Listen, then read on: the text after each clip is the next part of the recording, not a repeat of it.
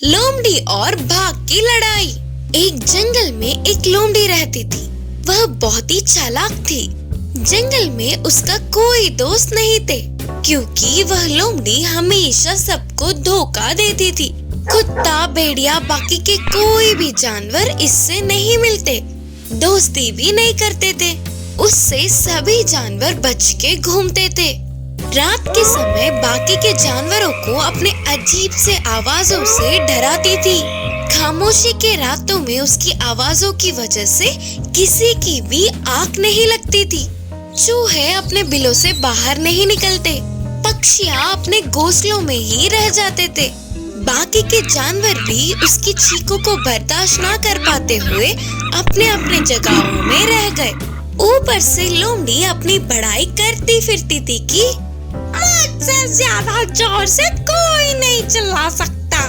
मेरी चीख सुनते ही सारे जानवर डर के भाग जाते हैं। इस तरह लोमड़ी हद से बाहर निकल गई। ऐसे चिल्लाना नहीं करके उसे बोलने का साहस किसी भी जानवर में नहीं था। एक दिन उसे बाघ का शरीर मिला। उसे देखते ही लोमड़ी को एक अजीब सी चाल सूझी। तब से उसके तेवर ही बदल गए। वह उस शरीर को पहनकर बाघ की तरह बदल कर बोली, आज से मैं बाघ राजा हूँ। उसका बल और साहस मुझ में भी है। जंगल के किसी भी जानवर को डरा सकता हूँ। अब से इस शरीर को पहने रखूंगा करके निर्णय किया। जंगल में आए हुए नए बाघ को देख छोटे जानवर डर के कांपने लगे।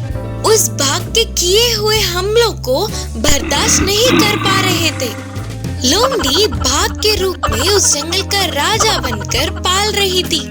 ऐसे कुछ दिन बीत गए। एक दिन लोमड़ी जंगल के एक कोने में गई। उधर वह अकेली थी। उतने में अचानक एक बड़ा बाघ उसके सामने पड़ा।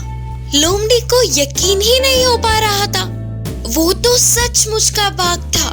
अब तक इस जंगल में कोई भी बाघ या शेर तो नहीं आया, तो फिर अब ये कहां से आया होगा करके सोचते हुए डर के कांपने लगी। बाघ के रूप में सभी जानवरों को डराने वाली बात जानकर सचमुच का बाघ गुस्से से लोमड़ी के ऊपर कूद पड़ा। उसमें भी एक समान बल और साहस है करके समझने वाली लोमड़ी उससे लड़ने लगी। ऐसे सचमुच का बाघ और इस लोमड़ी बाघ के बीच बहुत देर तक एक युद्ध ही हुआ।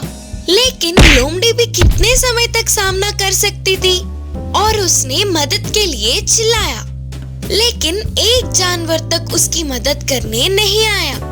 आखिर में बाघ ने अपने मजबूत पंजे से एक देकर उस लोमड़ी को मार दिया। बाकी के जानवरों के प्रति क्रूर स्वभाव का लोमड़ी उतना ही क्रूर मौत मरी। इस कहानी की शिक्षा है कि हमारा बुरा स्वभाव हमारी बुराई ही करता है। राक्षस और बंदर की कहानी। एक जंगल में एक राक्षस रहता था। नजर में आए हर एक जानवर को मार के खा जाता था। इस तरह जंगल के जानवरों की संख्या कम होती जा रही थी। एक दिन जंगल के सभी जानवर इकट्ठा हुए। राक्षस को दिन में एक ही जानवर को भोजन की तरह बेचने का निर्णय किया। इसके लिए राक्षस भी मान गया। तब से हर रोज एक जानवर को राक्षस के लिए भोजन बनाकर बेचते थे। एक दिन एक बंदर की बारी आई। बंदर एक लकड़ी की बोरी सिर पे बांधकर नाच के खेलते हुए राक्षस के पास चल पड़ी। अरे नाचो नाचो नाचो नाचो नाचो वीरे नाचो, नाचो नाचो नाचो नाचो प्यारे नाचो। ऐसे निर्भय होकर जा रहे बंदर को देखकर बाकी के सारे जानवर चौंक गए। बंदर जाके राक्षस के सामने निडर होकर खड़ा हुआ। यह देख राक्षस ने पूछा, ओए बंदर, मुझे देखते ही जंगल के सभी जानवर डर के कांप जाते हैं। तू क्यों इतना घमंड से खड़ा है रे? बोलकर डराने की कोशिश करते हुए चिल्लाया, महानुभाव, आपके जैसे महानों का भोजन बन के आना मेरा सौभाग्य है, पर मेरा एक संदेह है। है वो। बंदर उसके लाए हुए लकड़ियों को फैलाकर भड़काते हुए बोला, आप इतने बहादुर राक्षस हो, आपको आग से डर लगता है करके जंगल में सभी जानवरों का मारना है, ये सच है क्या? किसने बोला? मुझे किसी आग वाग से डर नहीं लगता। अच्छा, तो फिर इस आग में कूदकर आपके धैर्य साहस दिखाइए ना। अपने आप पर बड़ाइयाँ देने वाला राक्षस अब कुछ न कर पाते हुए आग में कूद गया और तुरंत मर गया। यह देख बंदर खुशी से नाचने लगा और बाकी के सभी जानवरों ने बंदर की तारीफें की। इस कहानी की शिक्षा है कि अपनी बुद्धि से किसी भी कष्ट से बाहर निकल सकते हैं। कौवे का सौभाग्य। एक जंगल के पेड़ पे एक अकेला कौवा रहता था। वो था तो बहुत ही होशियार, पर बाकी के जानवरों की तरह ना होते हुए काले होने पर हमेशा दुखी होता था। उसके खूबसूरत ना होने पर वह बाहर ही नहीं निकलता था। कभी एक बार बाकी के कौवों के साथ जाकर पूरे जंगल में घूम आता था। एक दिन जंगल के तालाब में आराम से तैरती हुई हंस को देख उसके पास जाकर बोला, अरे वाह, कितनी गोरी और खूबसूरत हो। तुम्हारे जैसा सुंदर और खुश कोई भी पक्षी नहीं होगी, और एक मैं हूँ जो ऐसा हूँ। बोलते हुए अपने आप को कोसने लगा। हंस ने कहा, मैं भी ऐसे ही सोचकर गर्वित थी, लेकिन तोते को देख पता चला कि मैं कितनी गलत थी।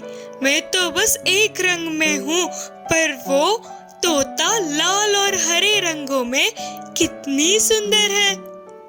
बोलते हुए हंस उदास हुई। तुरंत कौवा पेड़ के ऊपर तोते के पास उड़ता हुआ गया। हंस ने ऐसा कहा करके बोला, हाँ, हंस ने सही कहा। मैं अपने रंगों से बहुत खुश थी, लेकिन मोर को देख के लगा कि सुंदरता तो ये है। मुझ में तो सिर्फ 2 ही रंग है, वही मोर में कई रंग। तोते ने थोड़ी सी जलन से कहा। तो तुरंत मोर से मिलकर कौवा इन बातों को बताना चाहा और पूरे जंगल में ढूंढ लिया, लेकिन उसे मोर कहीं नहीं दिखी। जान पहचान वालों से भी पूछने पर मोर का पता नहीं चला। ऐसे थोड़े दिन बीत गए। एक बार कौवे के ऐसे उड़ते हुए जाते समय जू में उसे मोर दिखी। सारे पक्षियों को तुम बहुत सुंदर लगती हो, सबको तुम बहुत प्यारी लगते हो। बोलते हुए और 4 बातें जोड़कर तारीफें करने लगा। कौवे की बातों को सुनकर उदास मुंह बनाकर मोर बोली, मेरी सुंदरता की वजह से ही इधर फंस गई। जंगल में होने तक शिकारियों से बचते हुए छुपकर जीना पड़ा। आखिर में उनके हाथ लग के इस जू में पहुंच गई। मुझे लग रहा है कि कौवे से ज्यादा स्वतंत्र और कोई पक्षी नहीं है। इधर लगभग सभी पक्षियां हैं, सिवाय तुम कौवों के। अगर मैं भी कौवा होती तो तुम्हारे जैसे स्वतंत्र घूमती थी, है ना? आंखों में आंसू लेकर बोली मोर। कौवे ने जू में के तरह तरह के पक्षी और जानवरों को देखकर तुरंत वहां से उड़ गया। तब से कौवे ने दूसरे पक्षियों से तुलना करना छोड़कर आराम से जीने लगा। इस कहानी की शिक्षा है कि हमें हमेशा किसी से भी तुलना किए बिना खुशी से जीना चाहिए। चूहा और मेंढक। एक जंगल में एक तालाब था। उसके पास ही एक चूहा रहता था और तालाब में एक मेंढक रहता था। उन दोनों की बहुत अच्छी दोस्ती थी।